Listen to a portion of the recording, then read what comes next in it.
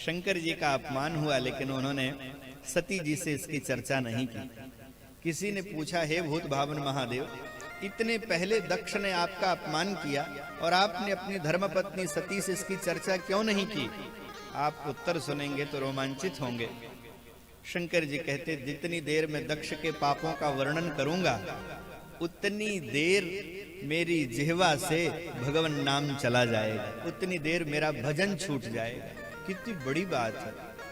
यानी क्षण क्षण भगवान के भजन में जो लगावे वह शिव है, और शिव के पास समय की कमी नहीं है, अविनाशी हैं, उनका नाश नहीं होने वाला है। लेकिन फिर भी एक एक क्षण भगवान के भजन में लगाते हैं, कहीं व्यर्थ न खर्च हो जाए। और एक जीव हम हैं, हम लोग नाशी हैं, फिर भी एक एक क्षण दुनिया भर की बातों में लगाते हैं, प्रपंच की चर्चाओं में लगाते हैं कि नहीं लगाते हैं? यही जीव और शिव में अंतर है। कोई पूछे शिव कौन है, तो कह देना जो क्षण क्षण भगवान के भजन में समय खर्च करे वह शिव है, और जो क्षण क्षण दुनिया भर की बातों में अपना समय नष्ट करे उसी का नाम जीव है। जीव को चिंता ही नहीं है, अविनाशी होकर के भी भगवान का भजन करते हैं, और नाशी होकर के भी हम व्यर्थ की बातों में फंसे रहते हैं। इसलिए तो पुनरपि जननम पुनरपि मरणम पुनरपि जननी जठरे शयनम, आवागमन के चक्कर में फंसे भये हैं हम लोग। देखो भैया, जब हम दूसरे के पापों का वर्णन करते हैं तो हम उसके पापों को अपनी जीभ से चाट रहे होते हैं। माता पुनाति हस्ताभ्याम खलास्तु जिह्वया मलम। जब हम दूसरे के पापों का वर्णन करते हैं तो समझ लो उसके पाप अपने जीभ से हम चाट गया, वो तो निष्पाप हो जाता है। इसलिए अपनी जिह्वा से किसी के पापों का वर्णन नहीं करना चाहिए। ज्यादा ही अगर किसी के दोषों का वर्णन करोगे, किसी के पाप का वर्णन करोगे, किसी के अवगुणों का वर्णन करोगे, तो आपकी जिह्वा दूषित हो जाएगी, दूषित हो जाएगी। और जब दूषित हो जाएगी तो वह अधिकार खो देगी। किसका अधिकार खो देगी? श्राप और आशीर्वाद का अधिकार खो देगी। जिह्वा से ही तो श्राप देते हैं और जिह्वा से ही तो आशीर्वाद देते हैं। लोगों के श्राप भी नहीं लग रहे हैं, लोगों के आशीर्वाद भी नहीं लग रहे हैं आजकल। जिसको सुबह आशीर्वाद दो कि दीर्घजीवी हो, शाम को वो चला जा रहा है संसार से। आशीर्वाद व्यर्थ चला जा रहा है। आशीर्वाद क्यों नहीं लग रहा है? क्योंकि हमारी जिह्वा ने श्राप और आशीर्वाद देने की योग्यता खो दी। क्यों खो दी?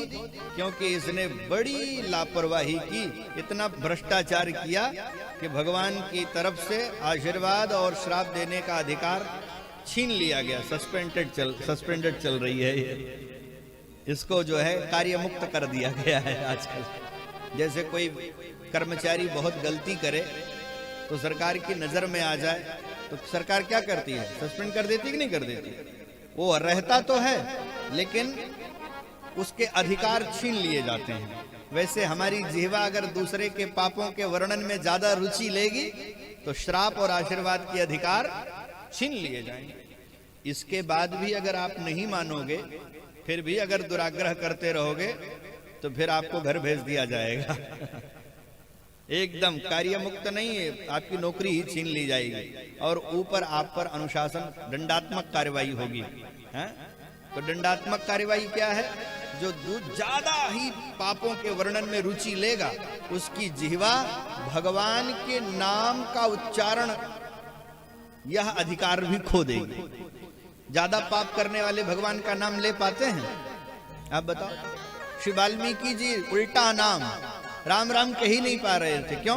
क्योंकि इतना ज्यादा उन्होंने दूषित कर लिया था।